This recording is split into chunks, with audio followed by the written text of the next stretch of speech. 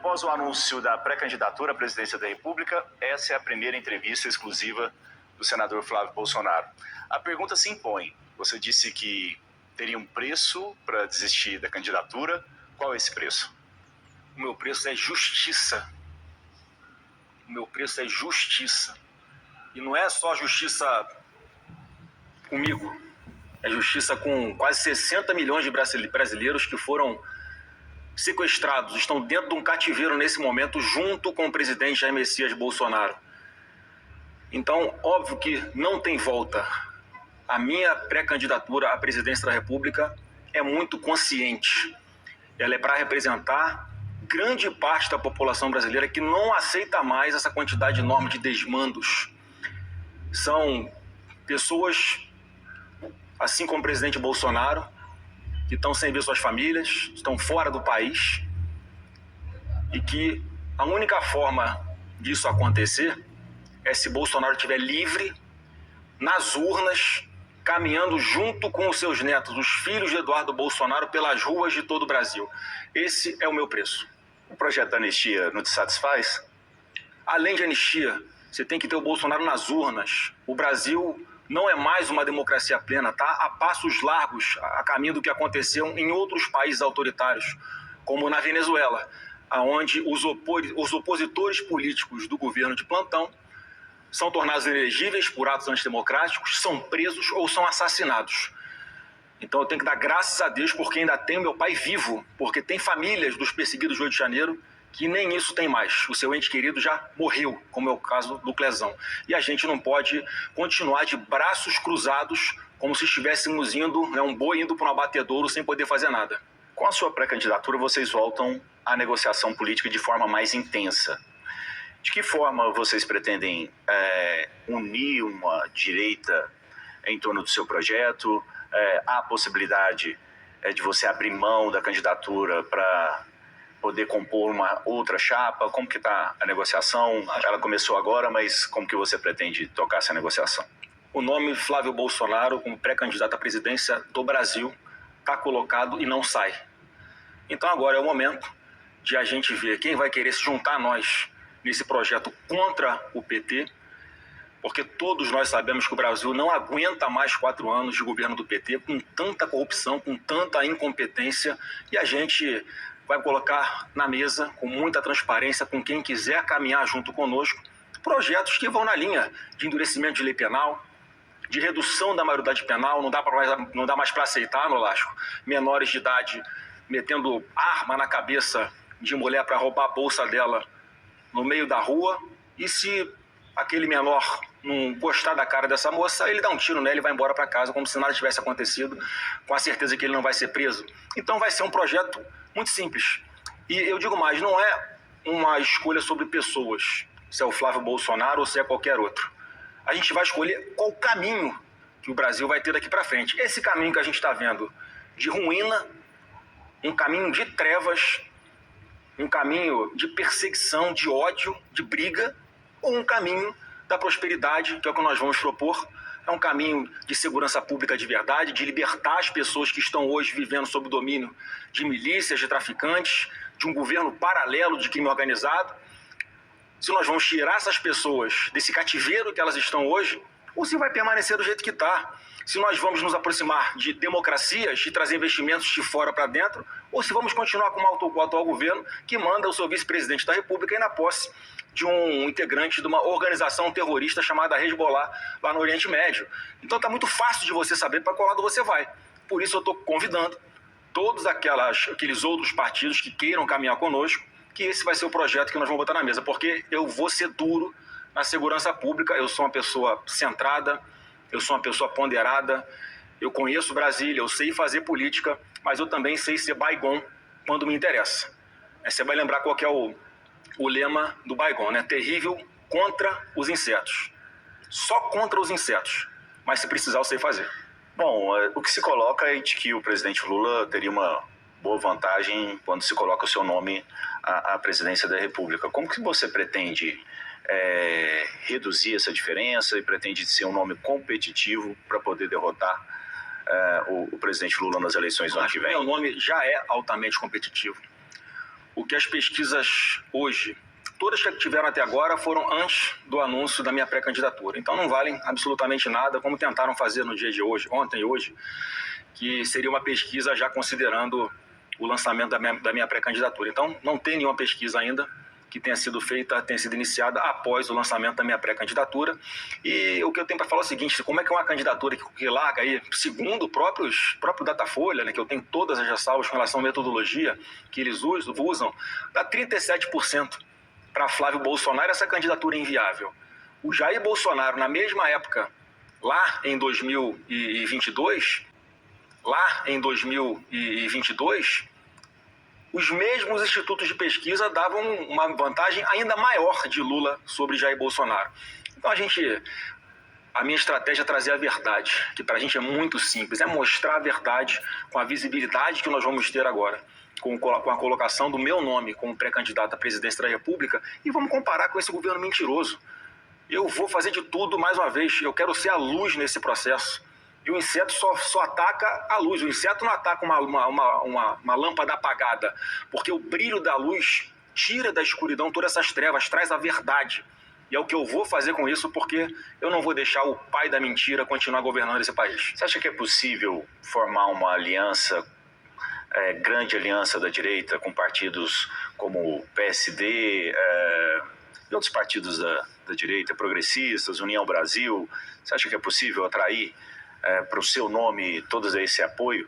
Eu acho que é altamente possível e eu acho que é o racional a ser feito, mas eu vou fazer o convite com todos, respeito os partidos que estão colocando outras candidaturas neste momento, não é o momento de tomar decisão de nada, falta muito tempo para a eleição ainda, acabou que as circunstâncias aqui que nós entendemos que era melhor fazer essa opção agora, até para dar um norte, não só para todo o Brasil, mas também internamente e para fora do Brasil, de que nós temos um projeto que é um projeto sólido, é um projeto irreversível e é um projeto de resgate do Brasil.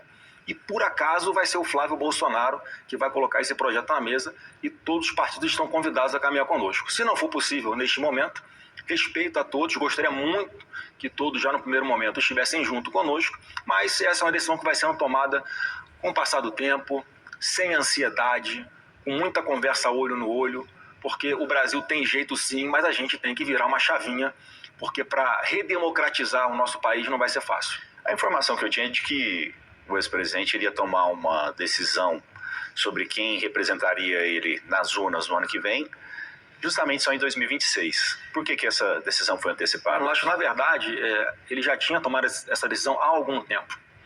Em diversas conversas anteriores, enquanto ele estava em casa, inclusive ainda, quando ele estava ainda no gabinete, indo para o gabinete dele aqui no PL em Brasília, e a gente já vinha conversando bastante sobre isso, já era um cenário que a gente sabia que podia acontecer.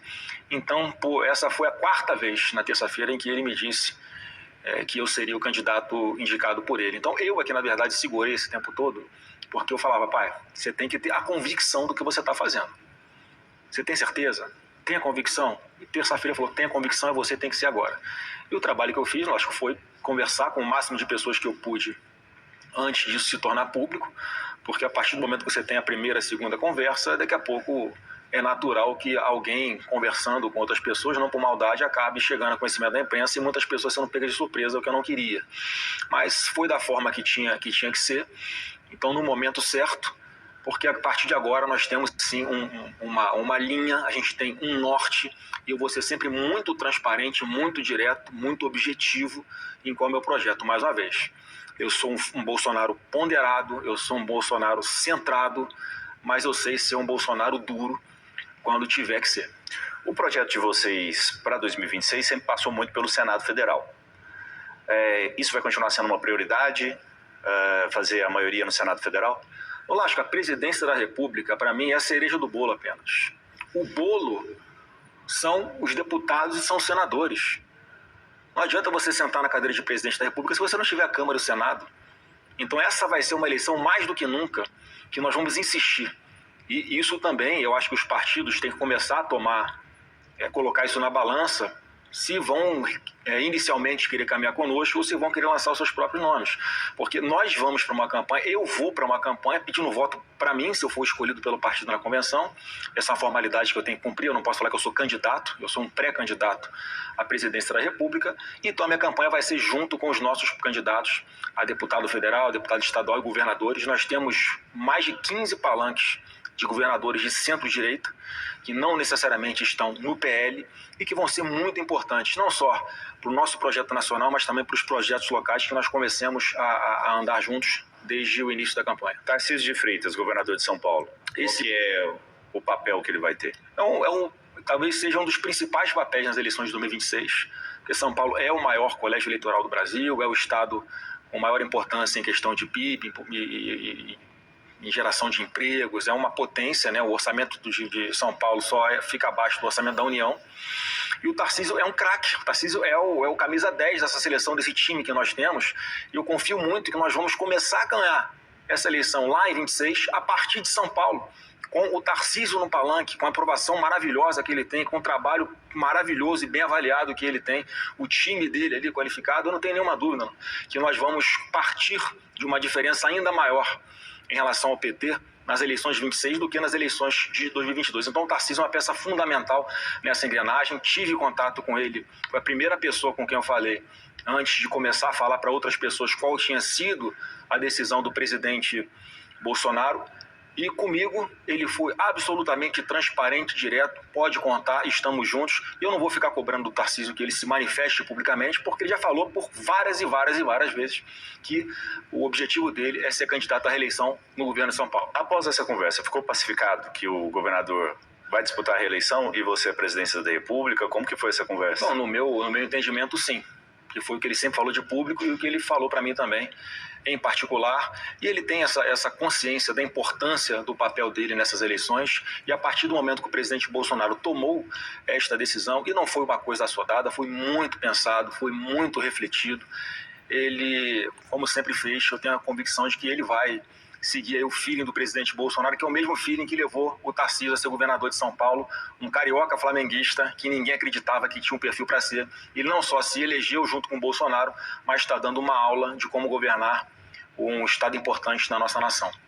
Há uma disputa de protagonismo pelos bolsonarismo, dentro do bolsonarismo, também de protagonismo tanto seu quanto da ex-primeira-dama Michele Bolsonaro. Como que foi a conversa com ela? Ela está satisfeita também em ter um outro papel dentro da disputa do ano que vem? Ela tinha aspirações de ser a candidata? Bom, em primeiro lugar, não tem nenhuma disputa por protagonismo dentro da família, né? Com Michele, pelo contrário, minha relação com ela sempre foi maravilhosa, talvez a melhor relação junto aos outros filhos, aos meus irmãos.